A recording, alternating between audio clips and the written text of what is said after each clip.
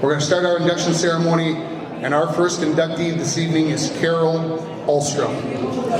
Carol grew up in an era that I think maybe some of us younger folks, like me, young, have a hard time comprehending, because really, when Carol went through school, there were no Minnesota State High School League sports. There was GAA, but there were no high school sports, so they didn't go out and compete against the other schools. And so, I mean, when I grew up, we had girls basketball, and we had volleyball, and track and field, and so the girls, that was the way that it was. But back in Carol's time, that's not the way it was.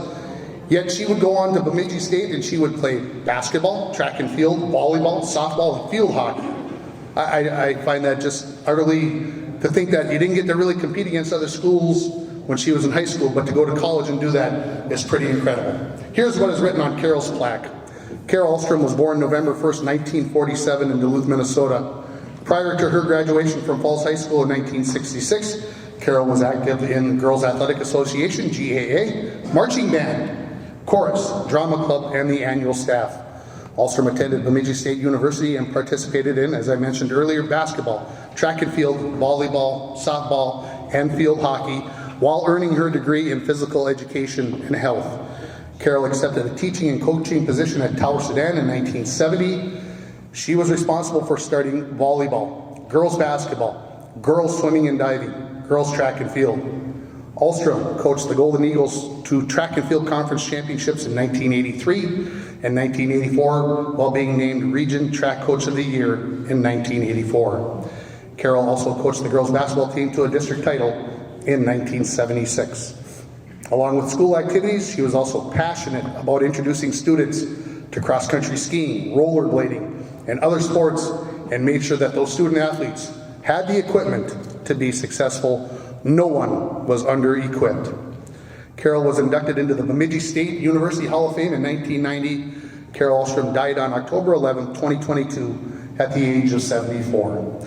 Ladies and gentlemen, accepting on behalf of Carol, her sister, and Bronco Athletic Hall of Fame inductee, Sue Ulstrom. Greetings. It's with great pleasure that I represent my big sister.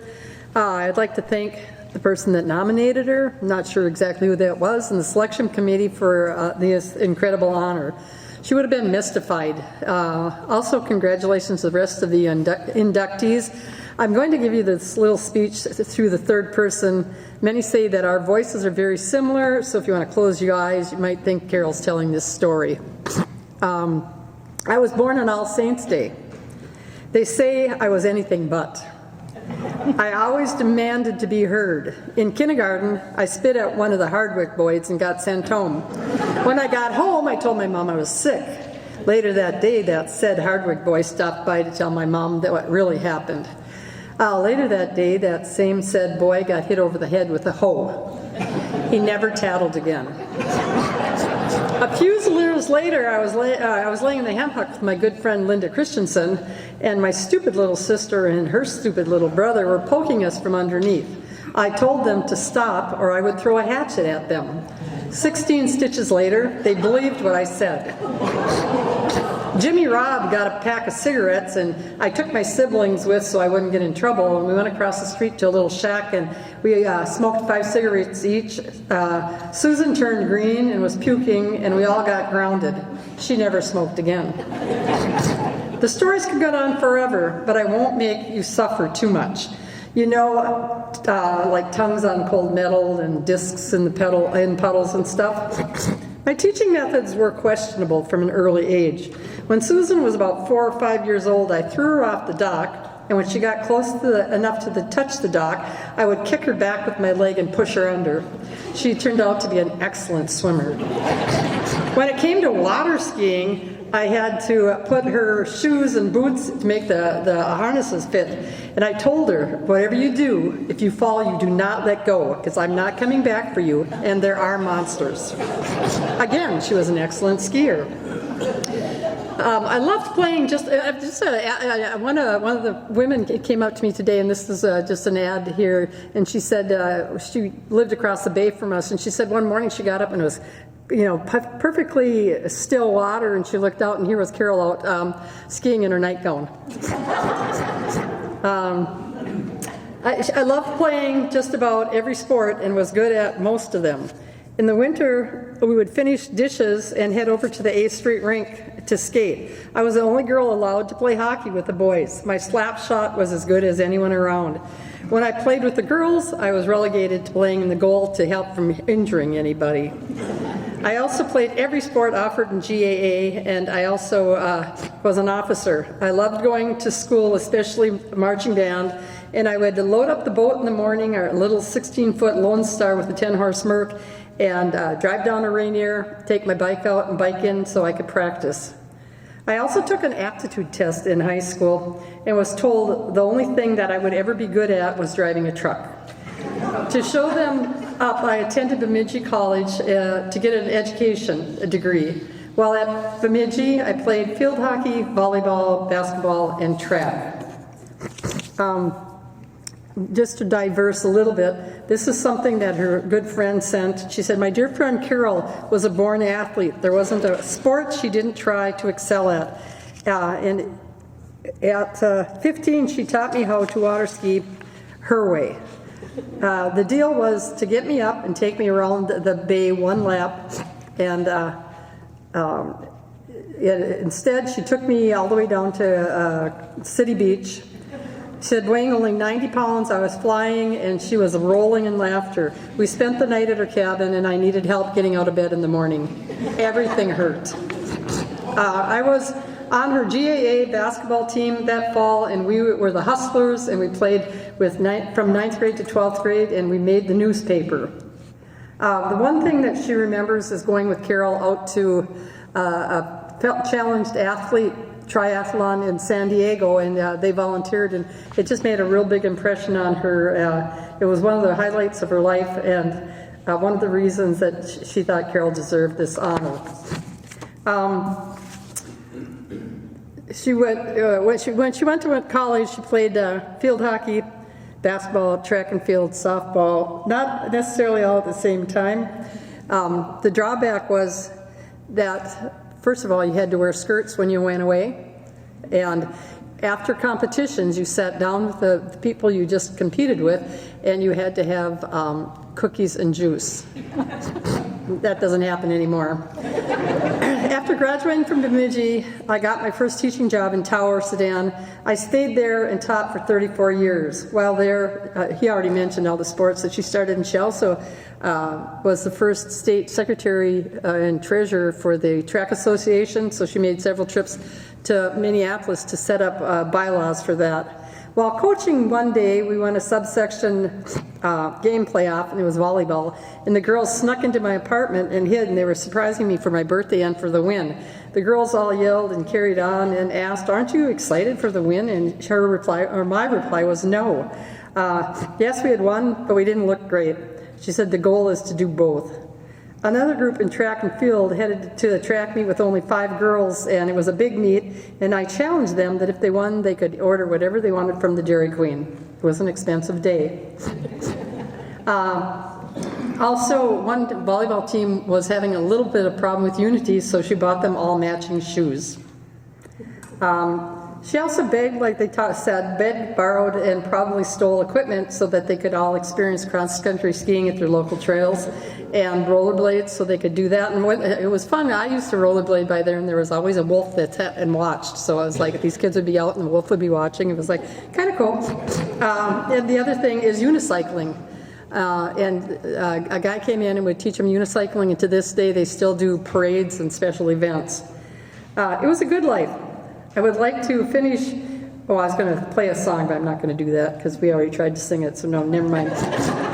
Like so many others born too soon, we can only wonder how great I would have been, or we would have been, and made the best of what we had. Thanks again. She would have been super excited for this, but she would have been very humbled and honored. Thank you. Thank you, Sue. Our next inductee is Wayne Hageland. I never had the opportunity to meet Wayne, but after working on his bio and reading through things and everything, there are a couple questions that I would have liked to have asked him. Number one, the nickname Bags. Where did it come from? Where did Bags come from? I hope that maybe the acceptors are going to maybe answer that question. Maybe they don't. Maybe they don't. What was it like to come back and coach in your hometown? What was that like to come back and do? A lot of people went and coached elsewhere. To come back to your hometown, a little bit different. And you became the athletic director as girls sports became sanctioned by the Minnesota State High School League. How did that change the job of an athletic director? Now that I'm the athletic director, it'd be interesting to see if you had a whole new cast of sports and challenges to overtake. Here's what is written on Wayne's plaque. Wayne Beggs Hagelin was born on January 25th, 1920 in International Falls. Wayne was a member of the Men of Purple and Gold football and basketball teams prior to his graduation from Falls High School in 1938. Recall that the nickname Broncos would not be used until a few years later. After high school, Hagelin joined the Civilian Conservation Corps before enrolling at Gustavus Adolphus College in 1939. Wayne played on the Gusties football, basketball, and baseball teams and graduated in 1943 with a teaching certificate in physical education and science. Hagelin enlisted in the Marine Corps and was injured at Guadalcanal when a Jeep rolled over him. He was honorably discharged from the Marines on February 1st, 1946, and returned to Gustavus to help coach the freshman football team and the freshman basketball team. In 1947, Wayne returned to International Falls as the first full-time recreation director for the city. In 1951, he was hired by Falls High School as a 9th grade science teacher and later became a boys' health teacher. Beggs was an assistant football coach from 1951 through 1974 and was also an assistant basketball coach. In 1973, Hagelin earned a Master's of Science in Education and became the first full-time athletic director at Falls High School. Wayne Beggs Hagelin died on May 6, 2008 at the age of 88. Ladies and gentlemen, accepting on behalf of Wayne are his daughters, Debbie and Diane. We're not really speakers, so. We are so honored to be here to accept this award for our dad, Wayne Hagelin. He would be so proud. He loved his family and sports. He loved Rainy Lake and sports. He loved fishing and hunting, but really loved his sports. He considered himself very lucky to have a job doing what he loved and being able to live on Rainy Lake. When he retired, our mom and dad moved to the lake full time, and for the next few years, they truly lived life. We asked him on the deck, "Don't you ever want to travel?" He looked out over the lake and said, "I have this, why would I want to leave?" Truly, we think our mom would have liked the occasional trip. So we have a few stories to tell about him. He was the oldest of 3 boys. When he started school, our grandmother dressed him in these cute little sailor suits and really dressed him up. One day the teacher sent a note home and saying she should send him in just corduroy and flannel shirts because he was getting teased. She then discovered that he would leave school for every morning and hide his cute little jacket in the bushes. She agreed with the teacher, and he went back to school looking like the rest of the little boys. Years later, when playing football, he was knocked down, and while laying there, looked over to see his mother running across the field. He told her in no uncertain terms was she ever to come on the field again, no matter how he was injured. And I ran into a former student of Dad's who told me a story of always wanting to say, "Hi, Beggs." Now that he was older and established, he could say that, right? He saw our dad coming out of the post office, so he went up to greet him and said, not Beggs, but, "Hi, Mr. Hagelin." He said, "I just couldn't do it. It wouldn't have mattered how you greeted him. He would have been happy that you took the time to say hi." Thank you, Gary. I love that story, and you tell it better than I do. We thank you for honoring our father with this award. Thank you. And just so you know, we don't know why he was called Bags either. Or we forgot. No, I asked him once and he said, "Well, it's just because I have a big bag of wind and I can run a lot." And then he laughed, so I knew he wasn't telling the truth. Thank you, Debbie, and thank you, Diane. We appreciate it. Our next inductee is Jim Knapp. While it is said that success is based on the details of a project. Sometimes that can be as simple as getting someone's name correct in their Bronco Athletic Hall of Fame bio.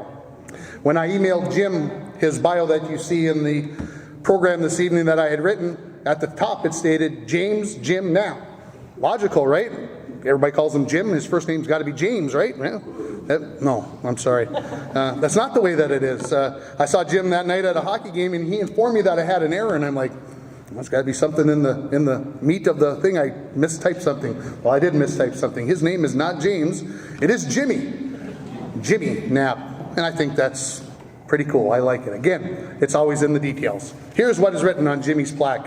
Jim Knapp was born on October 1st, 1953 in International Falls.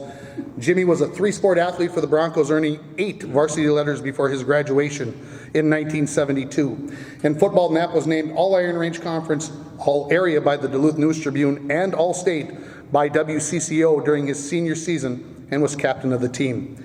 In hockey, Jim was the captain of the 1972 Minnesota State Championship team and was named to the All-Tournament team, All-State by WCCO, and All-Iron Range Conference. He was a 3-time letter winner for the Bronco baseball team. Knapp would attend the University of Minnesota Duluth and was a letter winner on the men's hockey team for 4 seasons. During his career, Jimmy won the Most Improved Player Award and the Most Inspirational Player Award. Following his time at UMD, Knapp went on to coach at Aurora Hoyt Lakes, Mesabi East, Duluth East, and Hermantown. In all, he coached for 5 seasons as a head coach in girls tennis for 3 seasons and an assistant coach for 2 seasons. Jim then continued as an assistant coach for 19 seasons with the UMD men's hockey team while being a member of the faculty for the Department of Applied Human Sciences. Knapp also coached at the Men's Hockey USA Olympic Sports Festival and the World Junior Hockey Championships. He was also on the board of directors for the Duluth Amateur Hockey Association and was the player and coach development director for Hermantown Youth Hockey.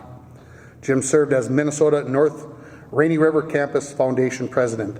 At the time of his induction, Jimmy lived in International Falls with his wife, Lori. Ladies and gentlemen, Jim Knapp. Thank you, Ringer. Well, first of all, let's clear up the Jimmy, James, Jim, whatever it is. Family, of course, during the time, World War II. Father was stationed down in Augusta, Georgia, after he served overseas. And down in Georgia, Jimmy is more prevalent than James. So I got the name from Augusta, Georgia, but when I come to International Falls, everybody calls me James Jimmy Knapp, but it really is Jimmy. So I am a Jimmy.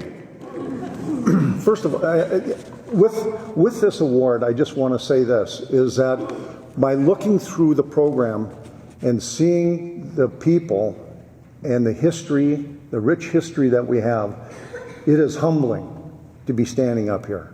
And when they put that plaque up, and you're sitting beside those people, and some of the people are here, it's amazing. And I thank you, and I'm really humbled by this award. So thank you very much. I'd like to recognize some people. First of all, my wife, Lori. We celebrated our 50th wedding anniversary a week and a half ago. And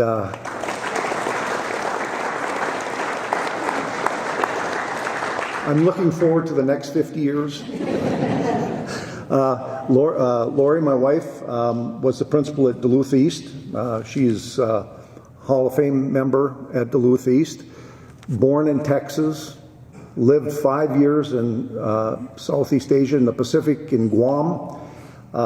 And her dad from Boston, when we started dating, said, whatever you do not move to International Falls. He says, I've heard stories, and you don't want to move there. So when we retired, I said, Lori, I want to move back home. And she goes, well, you know what my dad said? I said, well, give it 3 years. Just give it 3 years, and then you can decide at that point, and we can make a decision. Well, in those 3 years, we had 2 years of COVID and 1 with a historical flood, and we live on a lake. So it was a tester. But I can't get her to go down to Florida during the winter. She goes, I don't want to leave. I love it here. I love the people. I love the weather. I like to ski. I like to do everything. Cross country ski and snowshoe. So I just love this town. So I'll tell you what, lucked out, because I was hoping that she would say that. So I also want to mention I have my 3 sons here. First of all, Jesse, just wave, Jess. There's Jesse. He lives in South Carolina, and he made the trip, and I'm very, very proud that he did. Middle son, BJ, right here. BJ, and for you people that are a little bit older, his real first name is Bernie, and Bernie was my dad's name, and also my wife Lori's dad's name was Bernie, so one of the 3 was going to get the Bernie name. And as he says, I'm the one that lucked out. So he said, I'm very proud to be a Bernie Knapp.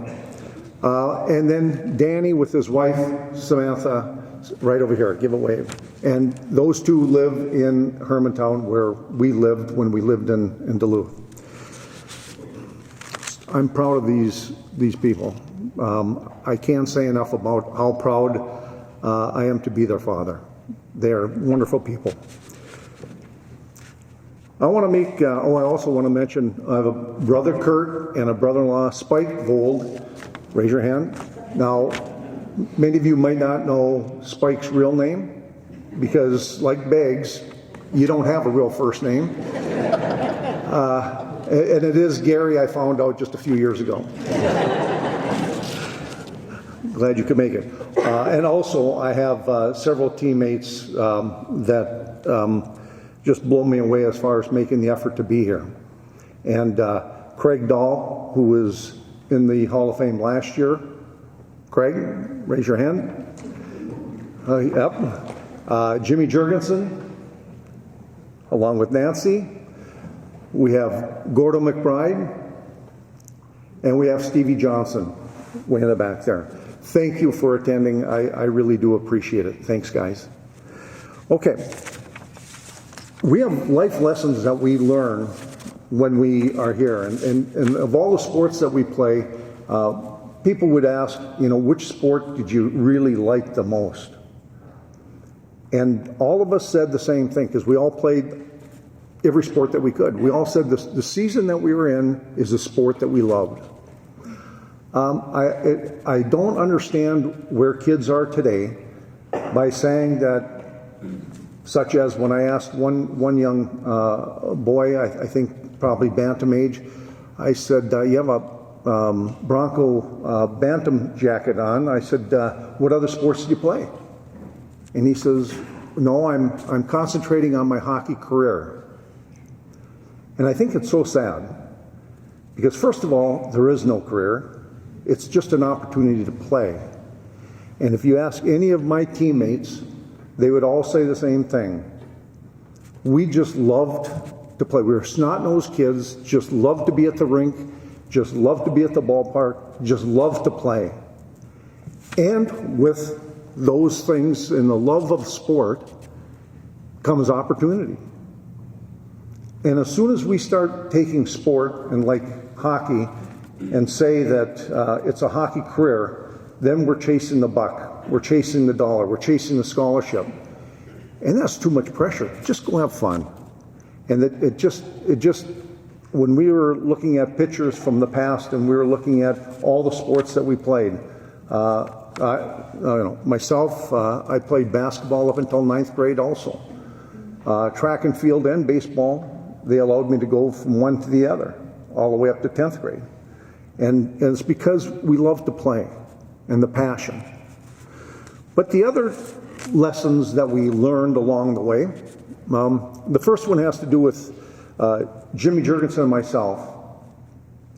After the outdoor rinks were toast because of the sun and melting away, we still wanted to skate, so we were 10 years old, 11 years old. We put the skates, tied them together, put them over our necks, walked across the bridge. How times change.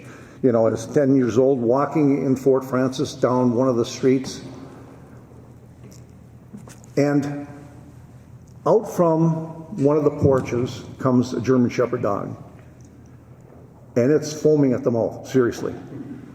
And it's coming, and we take off running. Now, I was on the left side, so I got a jump start on Jimmy. Jimmy was behind me. The problem is that the day before, I watched Mutual of Omaha Wild Kingdom. And on that show, they were saying that a lot of pack animals have joy in just attacking. They want to, so if something's running, they want to chase it. So smart me, ahead of Jim, I stop. Jim runs right by, and I'm standing there waiting for that dog to fly by. It catches me on the right butt cheek. It rips my pants so the cloth is hanging, the teeth are embedded into my butt. And I'm standing there, and I try to take a step, and it hits me again. And Jim runs over to the house on the other side of the street. They call the Ontario Provincial Police, the OPP, and they're on the way. But in the meantime, every time I try to move a little bit, it hits me again. Well, drives up the OPP, pulls up beside, and the officer rolls down the windshield, the side window, and he said, "Son, can you take one step forward?" I said, "I don't think so." And he said, "Okay, how about a half a step?" I said, "Okay, I'll try a half a step." And I took a half a step, and the OPP dispatched that dog as it was right there, right in town. Now, 10, 11 years old, both Jim and I are in a traumatic state. Me more so because of my rear end than him. And we're standing there, and they do all their stuff as far as taking care of the dog that had attacked 20 other people before me. And we're standing there, I'm bleeding, and Jimmy looks at me and he said, "Well, we made it this far. What do you think?" And we walk the last 2.5 blocks, and we skate for 2 hours before we go home. And I'm telling you, my underwear is very visible, my pants are ripped, and there's bleed coming down my leg. The point that I'm trying to make here on this story is it's never easy to want to do the little extra. And we were determined, and we were going to go skating no matter what. And if it means that we don't have an arena here in this town, which we didn't at that time, and we had to go to Fort Francis, and we had to walk through hostile areas, we did what we had to do. That was a great lesson. The next lesson had to do with Terry Burns, and most of us know Terry Burns. He was just out of Bemidji State, and he was wanted to give a demonstration. It was at the end of the arena, now that we had Bronco Arena, where the glass was up above. And if you look down just to the left, because I look at that spot every time, because Burnsy says, "Okay, I'm going to teach you how to work the corners." I mean, he said it in a more rough voice, as you know, than what I'm doing. He said, "I'm going to teach you how to work the corners." He's telling the whole team.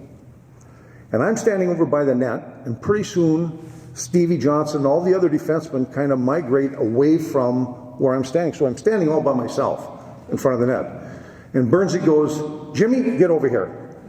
So I go to the corner, and Burnsy's talking to the team, and he says, "Okay, when you go to the corner, you don't wait for things to happen, you make things happen." I'm going, "Oh, that sounds really logical." So he goes, "You start off by immobilizing their feet, by taking the bottom part of your stick and you nail them right on the bone of the ankle so their legs go numb, just like this." He nailed my ankle so hard, I'm standing there going, "Okay, don't fall, don't fall, don't fall." I lost the feeling, and I'm standing. Then he goes, "Okay, And so Jimmy's up against the boards. You come in with your shoulder and elbow and you drive right through him. And you keep your stick low and you drive through him. And I'm plastered up against that area right there. It's like, during the summer when you're driving down and a moth hits your windshield. That was me against the boards. And so I'm there. My back hurts. My ankle, I can't feel my feet. And then Burnsy's talking, he goes, okay. And these are the 5 words you do not want to hear at any time when you do this. I'll show you again. Well, I recovered before we played the state championship game, but just slightly before. The moral of the story was, don't wait for things to happen, create things. And it was a great lesson, and without a lot of the injuries that I would have used with some of the college athletes, I talked about what Burnsy would do. The other lesson that I learned was from Dunn Sampson. And some people might know Dunn. He was a very soft-spoken person, but we were playing midgets, and I was in 9th grade in my midget year, and I had the worst game that I ever had. I was tripping over the blue line. I couldn't make a pass. I couldn't stick handle. The harder I tried, the worse it got. And I was squeezing the stick, and it was horrible. It was so horrible that I remember each one of the bad mistakes that I made today, back when I was in 9th grade. After the game, this was over in the Fort Francis Arena. We were playing, I think, a Winnipeg team. I was sitting there after the game, and my head was down, and Dunn walked into the locker room, and his eyes were going all the way around. My eyes then came up. When they met, Dunn started to walk towards me, and I'm going, oh, this isn't going to be good. He came up, kicked my shin pad. He said, Jimmy, this was good. He said, you got that one out of your system. And it was one of those deals where when you have a coach that believes in you more than you believe in yourself, because I was squeezing, that you really have a coach that can get the most out of people. And I did that, used his words, Dunn Sampson's, for years to come in my coaching. The other and last one that we have is Billy Elliott. Billy Elliott, his mom and my mom were sisters. Billy was my older cousin. He would play basketball with me. He said, you want to play basketball? You don't want to play that hockey crap. He says, play basketball. But he was my hero. And the point that Billy has made, I had a chance to talk with him and spend some time and thank him, is make sure that we thank our heroes before it's too late. And I had that opportunity. And it's something that I make a point now. Any person in my life that has made that positive difference, I need to say thank you. I need to say thank you to this committee for giving me this opportunity to be having my plaque next to others. And thank you to all of you people in this great community. Thank you. Thank you, Jimmy. Our next inductee is Bob Yuso. The following story is related by one of Bob's former students and current ISD 361 teacher, Carla Olson-Line. There are gym teachers, and then there's Mr. Bob Yuso. For decades, Mr. Yuso ruled the gymnasium, armed with nothing but a clipboard and a booming voice saying, "Olson, you dum-dum," and the ability to make students take gym class very seriously. He was tough. He was respected.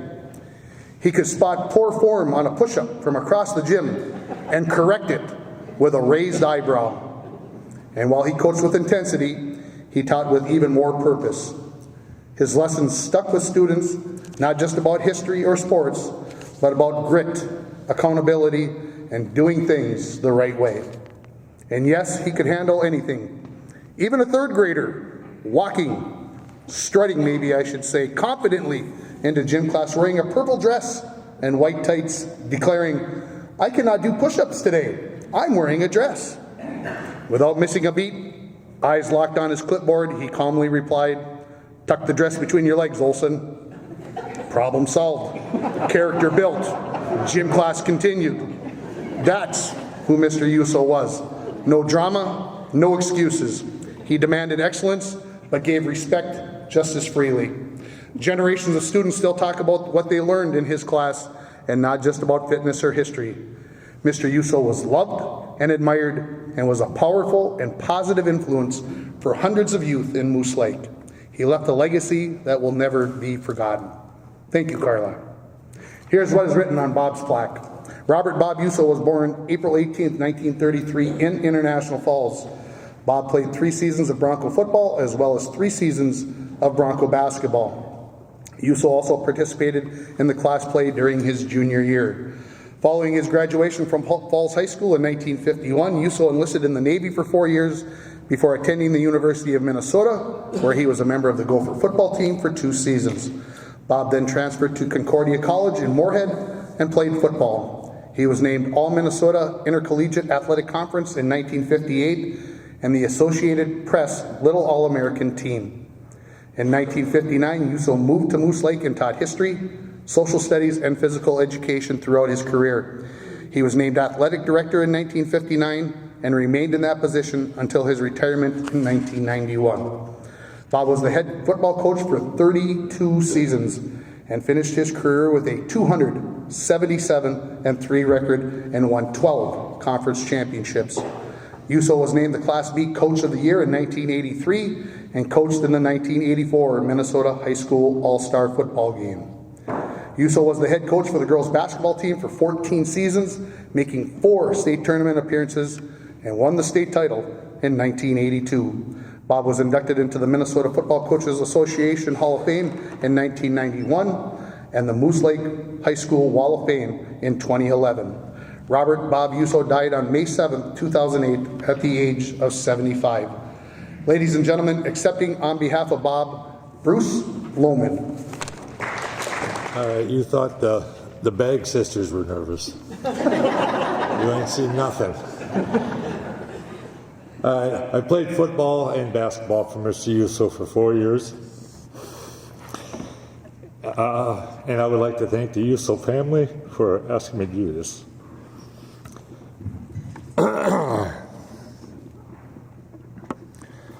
Mr. Yuso was my coach for 4 years, and you know, even 50 years later, you still called him Mr. Yuso. It was never Bob.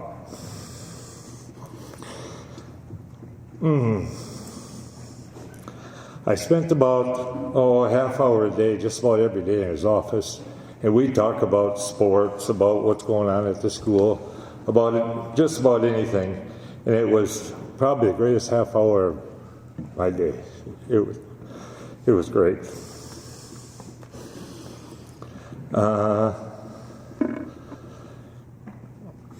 He taught me to respect people and treat people the way I want to be treated.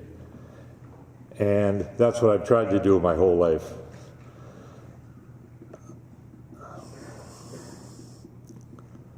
One day in basketball, I was a senior in basketball, and I was having a pretty good season. About halfway through the season, I remember he chewed me out for shooting too much.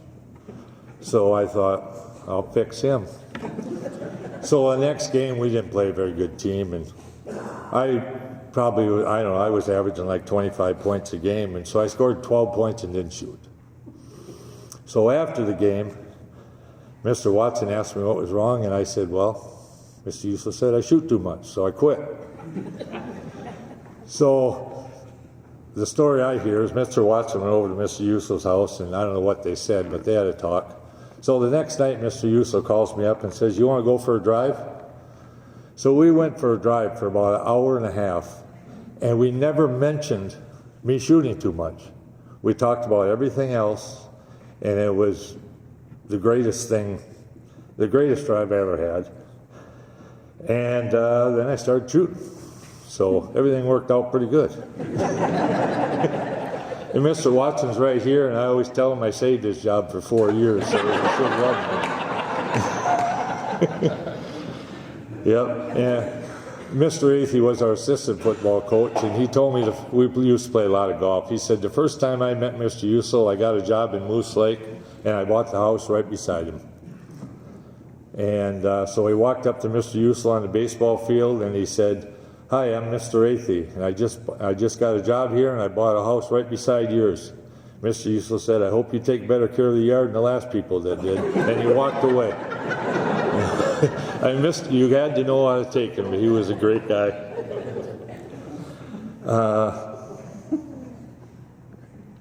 In '91, he was inducted into the Minnesota Football Hall of Fame, and his son Steve and his wife Lynn, or Bob's wife Lynn, gave me his jersey, the Hall of Fame jersey, and a picture of Bob and Lynn.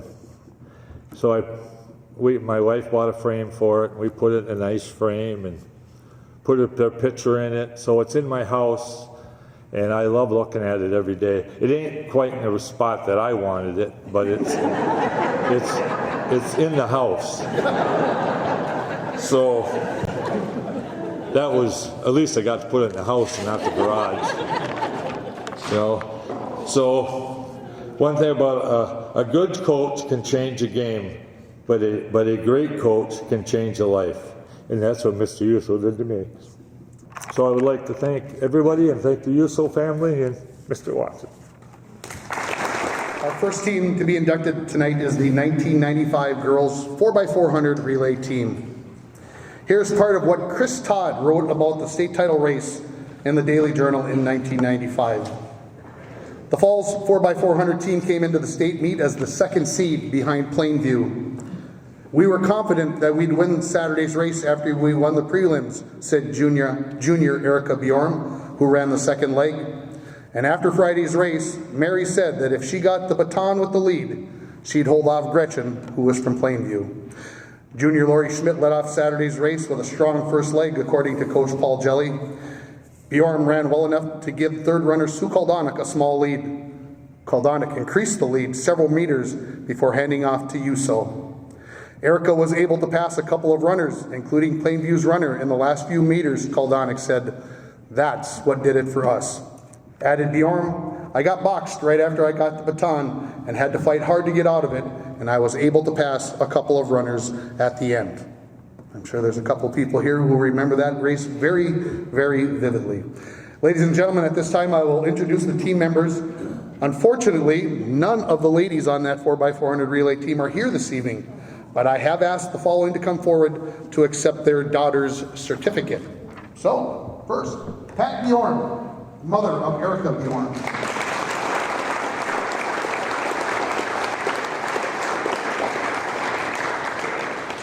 Shirley Schmidt, mother of Lori Schmidt Brady.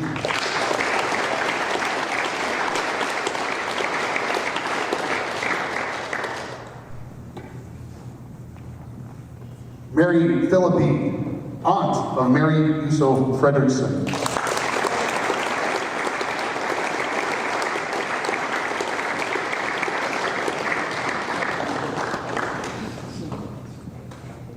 Thanks.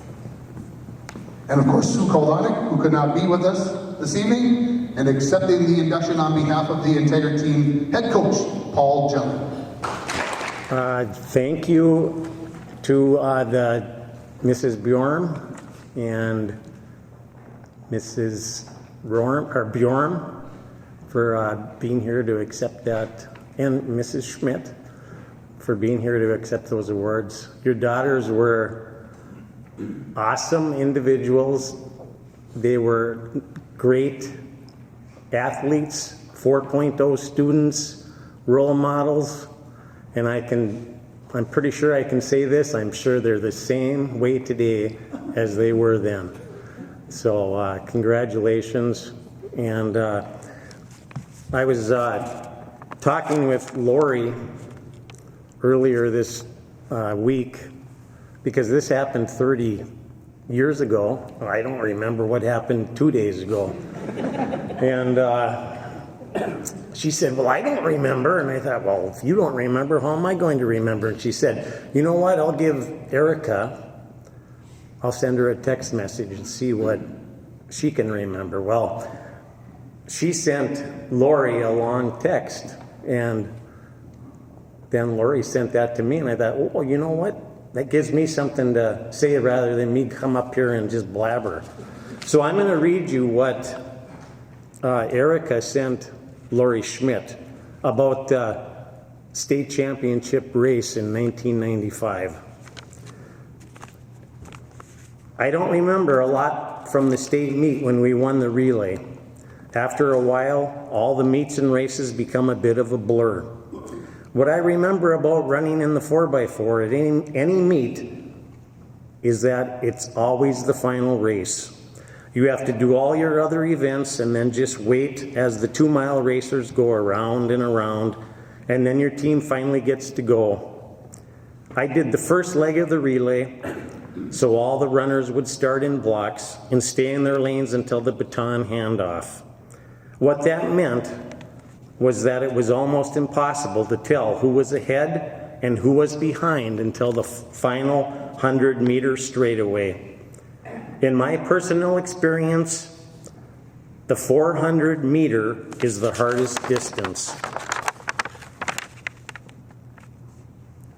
It was really, really a long sprint where I felt like I was dying by the 200-meter mark, which means that kicking it in for the last 100 meters was brutal. And Erica did run the open 4 for us a lot, so she had a lot of experience there. I do remember thinking at the state meet, maybe we're in first place right now.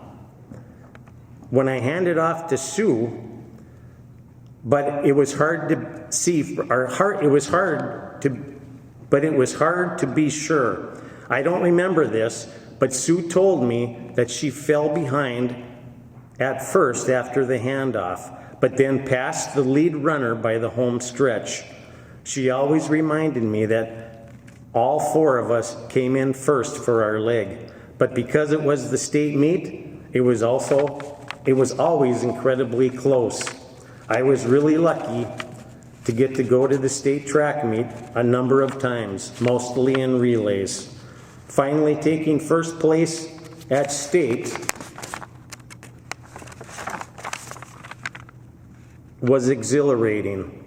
Sue, Mary, and Lori were all incredible runners, and I loved this relay team.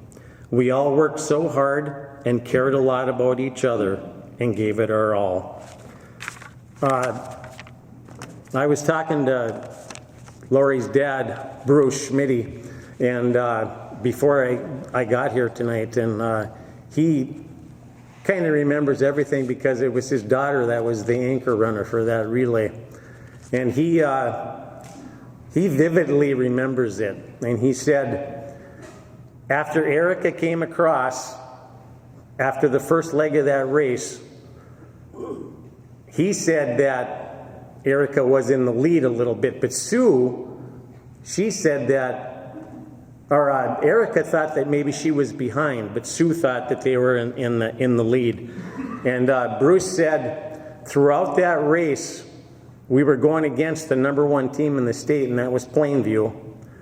And it was neck and neck the entire race. And when Lori got the baton on the last leg, she was running with a girl from Plainview that had already won the Open 400 as an individual. And Lori ran with that girl neck and neck all the way to the final 100 meters.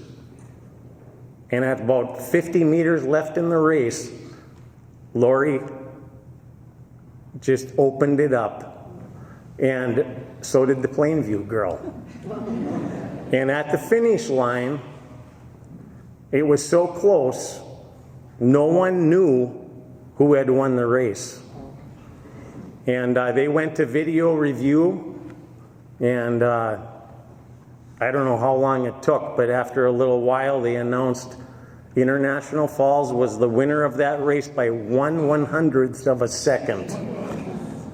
So Lori, and if you don't know Lori and Erica, they were both small, but boy, oh boy, when the gun went off, they had no fear. And Lori, she wouldn't give up. So we were state champs. And Lori and Mary, I believe, were also in the state qualifying 4x2, the 4x8, and the 4x4. So they made it in 3 relays to the state meet that year. And to have athletes like that and to be able to say you were their coach, it was a really blessing for me. So thank you, and that's all. Our final inductee tonight is the 1995 Bronco boys hockey team. Shared something from Chris Todd about the ladies, let's do it about the boys. We were probably a little emotionally exhausted after War Road, but we knew we would be in good shape physically for Totino Grace, stated Bronco captain John Austin. The soft-spoken senior proved his own words by scoring the game winner with 17.3 seconds left in the third period that gave the Broncos a 3-2 win in an even, hard-fought battle title game. It gave the Broncos their first state hockey championship since 1972, when the Falls defeated Grand Rapids 3-2 in the finals. It gave the Broncos their 20th win of the season and ended Totino Grace's 22-game winning streak. Austin's game winner came just after a Falls power play had expired. During the man advantage, winger Mark Dugas had hit the left goal pipe, and line mate James Armstrong nearly scored from close in on the right-hand side. I was there that day, my first year in International Falls. Drove to the Civic Center in St. Paul that morning to be there for that state championship game, and I can still see John doing that circle, doing that cycle around the baby and finding the top, finding the goal. It is a great memory. Ladies and gentlemen, at this time I will introduce the team members. First, those that are not here this evening. Cheerleaders Shauna Wagner Jensen, Brandy Griffith Erholtz, Nissa Peterson Fogner, statistician Kim Sundin, Matt Rissanen, Paul Hilfer, Barrett Olson, manager Andy Fogner, Mark Dugas, Sean Mitchell, Boria Lundquist, Royce Bluebird, Tom Jensen, Sean Sorodiak, and Jim Peterson. Now for those in attendance, when I call your name, please come forward to receive your certificate and a history of Bronco hockey book from Stuart. If you would come up and do that, please. And then I ask that you stay up here so that we can get a group photo so that the folks here can pop their phones out and take a picture. We'll get a group photo and we'll take care of that so we don't have to try to do that at the end. So first we'll start with the cheerleaders, Reagan Austin Bilbin.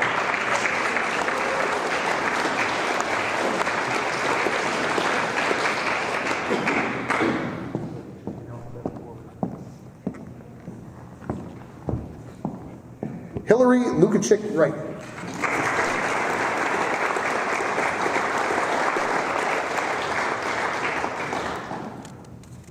Lynette Dion Anderson.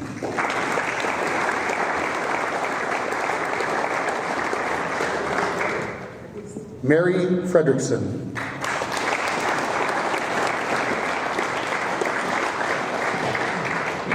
Statistician Aaron Nagurski Hall.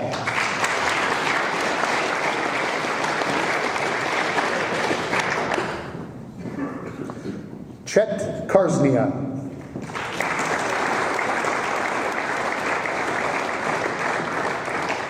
Joe Fulton.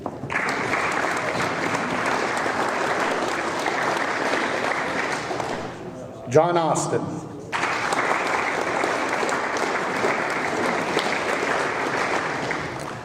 James Armstrong.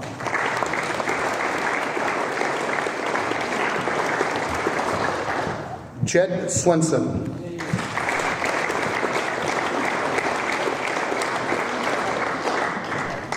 Eric Bartlett.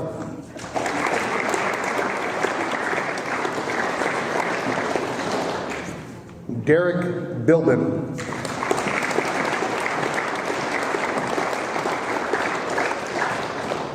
Andy Shermone.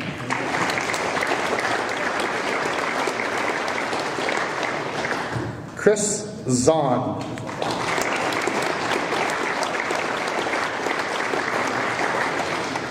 Team Doctor Gary Potter.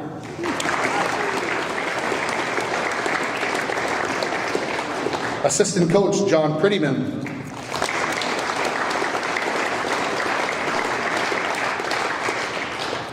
Assistant Coach George McDonald.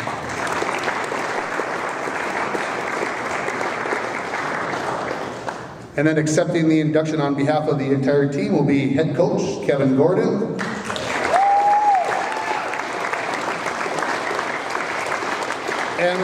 And Todd Sether.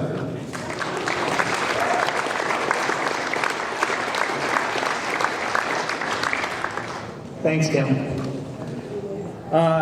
Jim Knapp, I played for Terry Burns also, and I know what it's like when you go in the corner with the coach. You gotta be on your toes.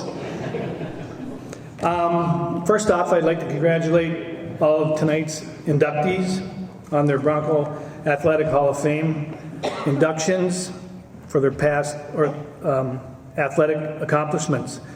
It's an honor to be a part of the 2025 group that is being inducted here tonight. Secondly, I would like to thank the Bronco Hall of Fame Committee for honoring the 95 championship hockey team on their 30-year anniversary with this induction. So thank you. I'm going to talk a little bit about the season.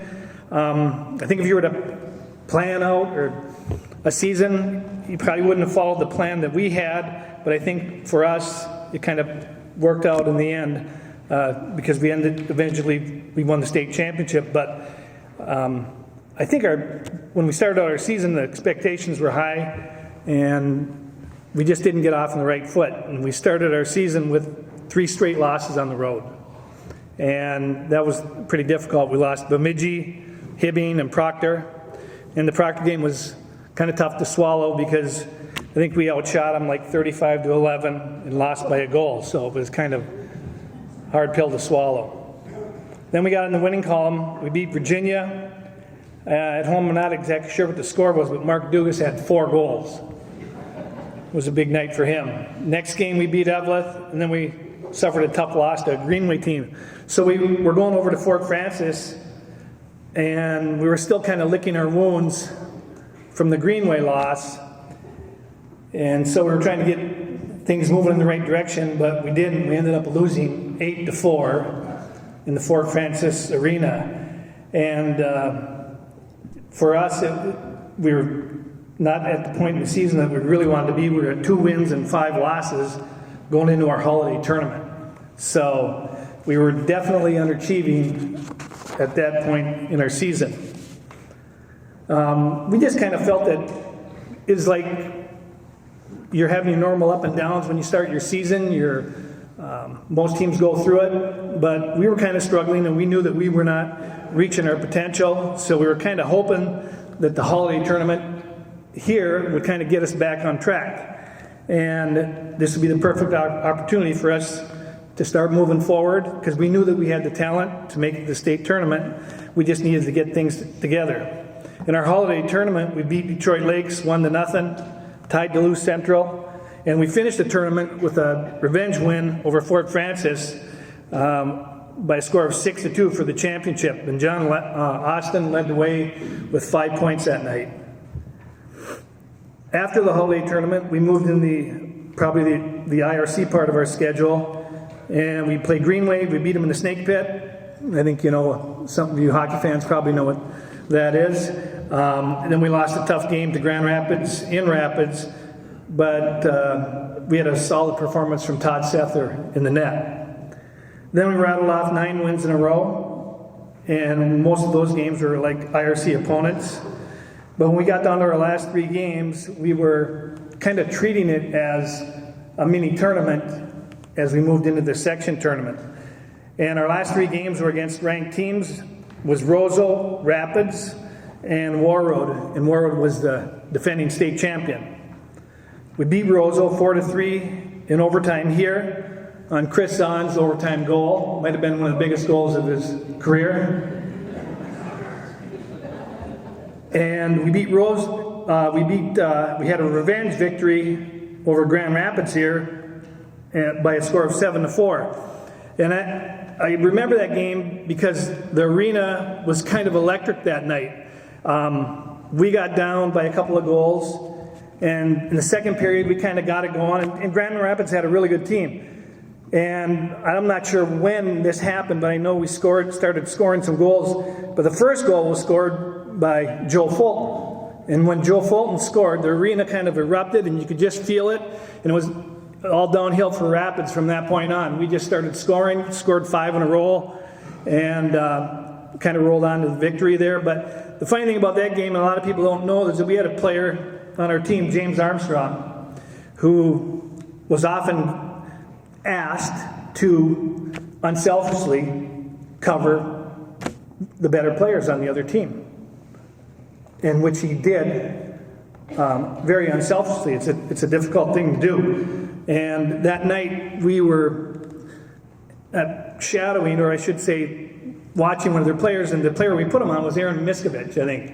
And at one point, James was doing such a good job on Aaron that the puck was down the far end of the arena, and we looked, and I don't even know where the puck was, but I just saw James skating down the rink, and Miskovich was chasing them down the rink. They didn't have any idea where the puck was. And so, it's really rare to find a kid that can do that and also contribute to his team, and James did a very good job for us. And I think that was probably one of the best games that we played during the regular season. And our last game of the season was in Warroad. I think a lot of people remember that. We traveled down there. It was a snowstorm. I think half the town was there. And we ended up losing 4-0. And it was kind of disappointing. Our win streak had come to a halt. And it just seemed that Warroad was always a kind of a hurdle for this group of players that they had to get over. And I remember talking to some of the players in the locker room after the game, and I just said, we're going to probably end up playing Warroad again at some other time, and it's going to be for a lot higher stakes than what we had tonight. And it did turn out that we did face them down the road. Moving into the section tournament, we opened our first game against Virginia at home. I think we beat them like 7-2. In the next game, we defeated Hibbing.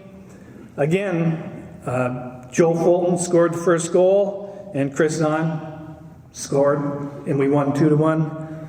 And then we moved into the championship game, and we played Greenway in Hibbing, and we ended up beating them, I believe it was 3-1 in that game. So it was, for our group, it was on the St. Paul Civic Center.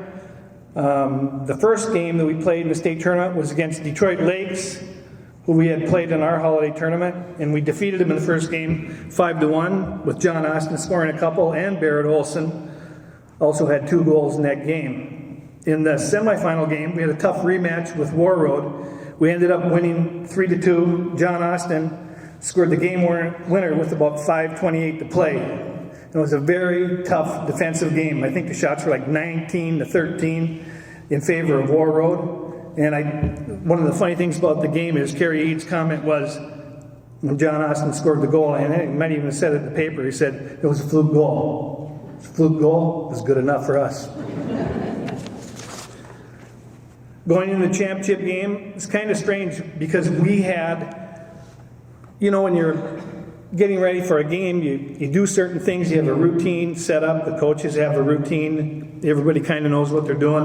Well, we had a power outage in the game before our game, in the championship game.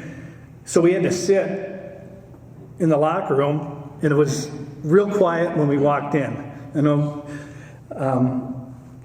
John remembers this. We walked in the locker room, and you could see the emotion that our kids were going through prior to the biggest game of their life.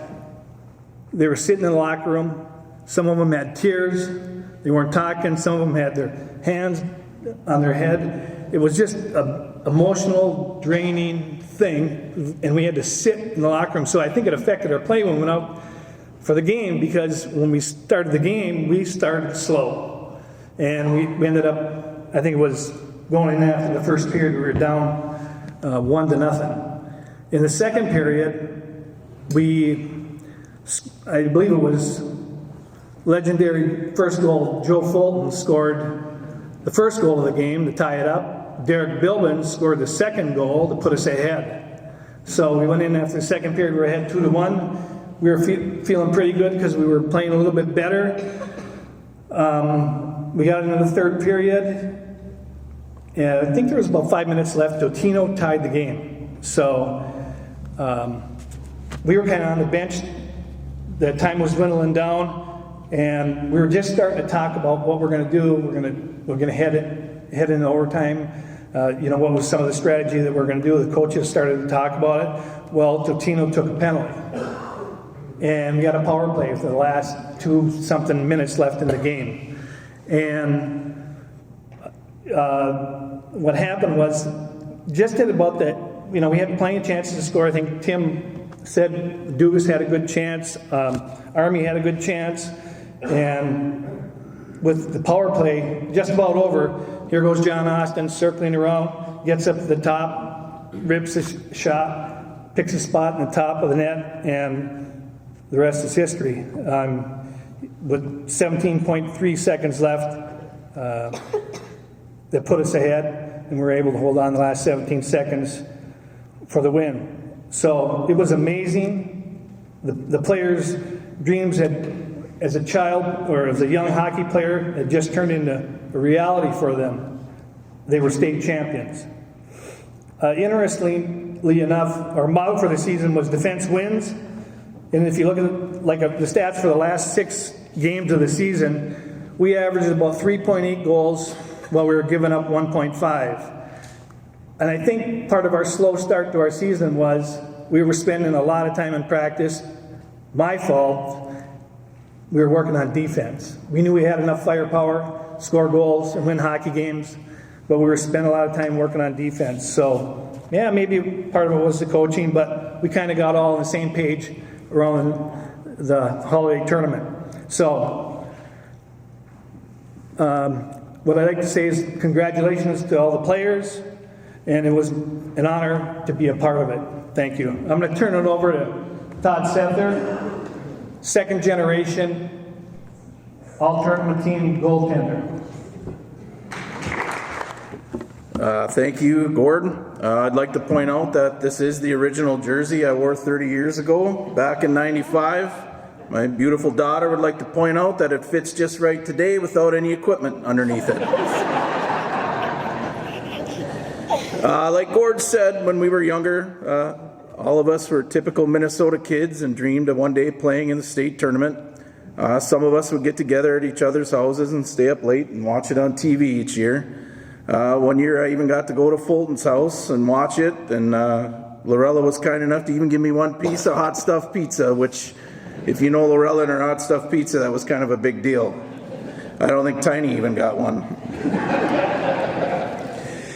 During our youth hockey years, we were used to having some success playing against top competition. In '89 and '90, when we were Pee-wees, we beat teams such as the eventual state runner-up White Bear Lake and even the eventual champion Matt Cullen in Moorhead. And we played in our first state tournament together. Other victories in our youth careers were against teams like Apple Valley, Minnetonka, St. Paul Johnson, and I believe a career 6-2-1 record against Duluth East. Sorry, Mrs. Knapp.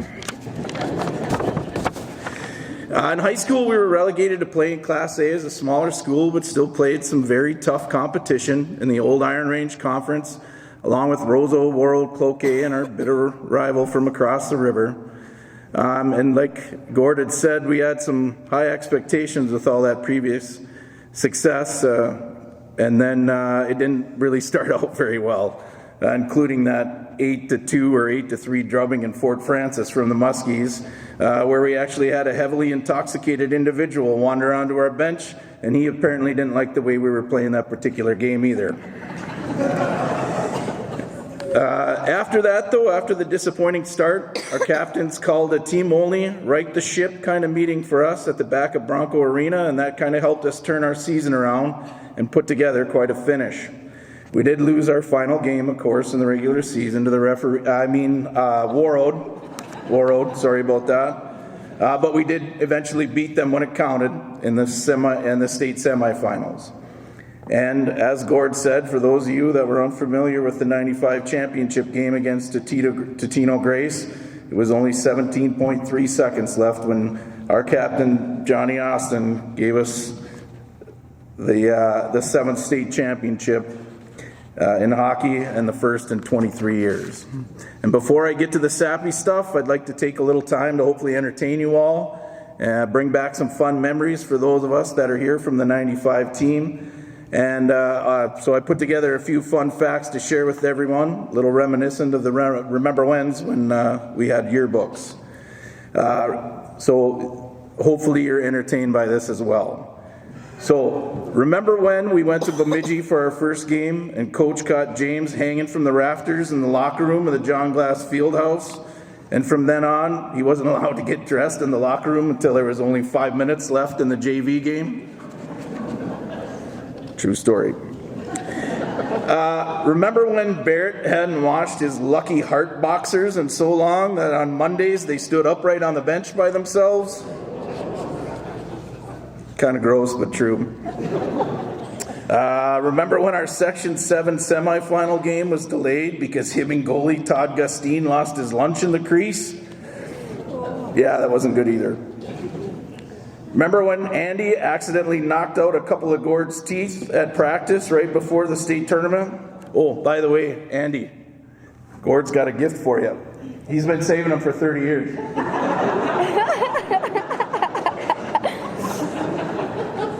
They're seriously in there too. Remember when we were the only state tournament, or the only team at the state tournament banquet to bring up our bus driver onto the stage and introduce him? Chico was pretty happy to be with us up on stage. Remember later that night when we put everyone into the elevator at the Holiday Inn East St. Paul and had to be rescued by the St. Paul Fire Department? And the only guy who was claustrophobic and getting sick happened to be in the very middle of the elevator. Thankfully, nothing happened. Our cheerleaders were kind enough to help us get the door opened enough so we could get some air because we were in there for quite a while. So, ladies, thanks again for going above and beyond. And when I say above, I mean like 3rd floor because I think we were stuck between the 2nd and 3rd floor. So they would have been on the 3rd floor looking at us. So thank you again for helping us out. I think somebody said we even made the Pioneer Press the next day, but I can't remember.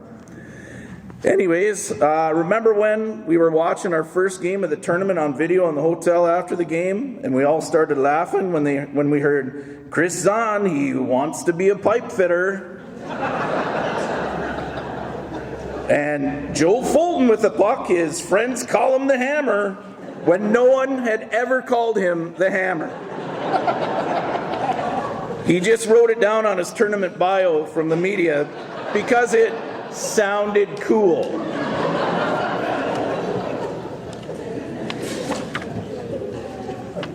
I was going to say about the when the power outage happened, but Gord already covered that, so I'll skip that. Remember when in the championship game against Totino Grace, they got a penalty with under 3 minutes left.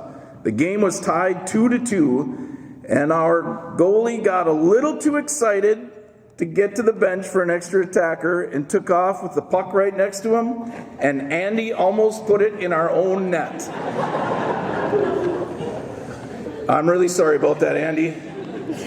For those of you that are baseball fans, I almost made Andy the Bill Buckner of Bronco hockey. And finally, remember the feeling we all had when that final buzzer sounded and our childhood dream had come true in front of 9,500 people at the St. Paul Civic Center and 2.5 million people on TV. And in one of the best shows of sportsmanship caught on film in state tournament history, rather than immediately celebrate with his teammates, Paul Hilfer put his arm around and consoled a Totino Grace player at center ice that was on his knees and had tears in his eyes. Honestly, there were times when the other teams in the other locker room may have had more talent than us. There's even probably been other Bronco teams that have had more talent than us since then. However, we can proudly say that there's never been a group of guys that have embraced the very meaning of the word team as much as the guys on this 95 championship team. We had a good recipe for success, which started with strong leadership from our coaches and our captains. Everyone knew their role and played it well, no matter what that role was. Everybody believed in the systems and guidance from the coaches and didn't need much outside motivation to play hard and as a team. Everyone pushed the guy next to them to be better. There were even a few healthy fights in practice that year, but when we put on the purple and gold jersey with the traditional Bronco script written on its crest, we knew what to do. No time for petty differences, no excuses, just play as a team. People rarely realize this, but we were able to be successful not just because of our dominating first line of John Austin, James Armstrong, and Mark Dugas, or our very stingy defense, but because of unlikely heroes that stepped up when they had to. It wasn't just our leading scorers that scored important goals and put up points during our playoff run. It was an entire lineup. Actually, Zahn probably led the world in assists from slap shots that missed the net. And he might be the only guy in state championship game history that got an assist by missing the net by 10 feet. If you haven't thanked Bilbs for being on the other side of the net and putting that other one in, you should probably thank him tonight. As a matter of fact, Chet and I thought he was just being kind at practice by missing the net all the time, but turns out it was his strategy the whole time. In all seriousness, we were a team with the goal of representing well the strong tradition of Bronco hockey, and we're lucky enough to accomplish that goal like 6 other teams before us. As I close, there's a lot of people I'd like to thank on behalf of our team. We'd like to start with all the guys that we played with over the years that were unable to finish the journey with us for whatever reason and pushed us all to be better. We'd like to thank all of our youth coaches for guiding us in the right direction and helping us develop a winning attitude and the importance of teamwork. Guys like Mike Peterson and Steve Johnson, who's here with us today. Steve, Chet's still looking for an apology from when you booted his boombox in Moorhead back in '91. So maybe you two want to get together a little bit later, okay? We'd like to thank our coaches that are here with us today for guiding us to this school's 7th state championship. Also the support of our managers, cheerleaders, bus drivers, band, Potsy, Rod and Walt who were at the arena, and whoever else I missed, no matter how small the part. And finally, we'd like to thank our parents for all their support. As we stood here tonight being recognized for our accomplishment, they should too be recognized for helping each one of us get here, whether we were your kid or not. As I leave, I'd like to end with this. We all know that as the 1995 team, we were the last team to win a state championship in hockey for this storied program. But I know there's not a person in this room that hopes we're the last team ever to accomplish this feat.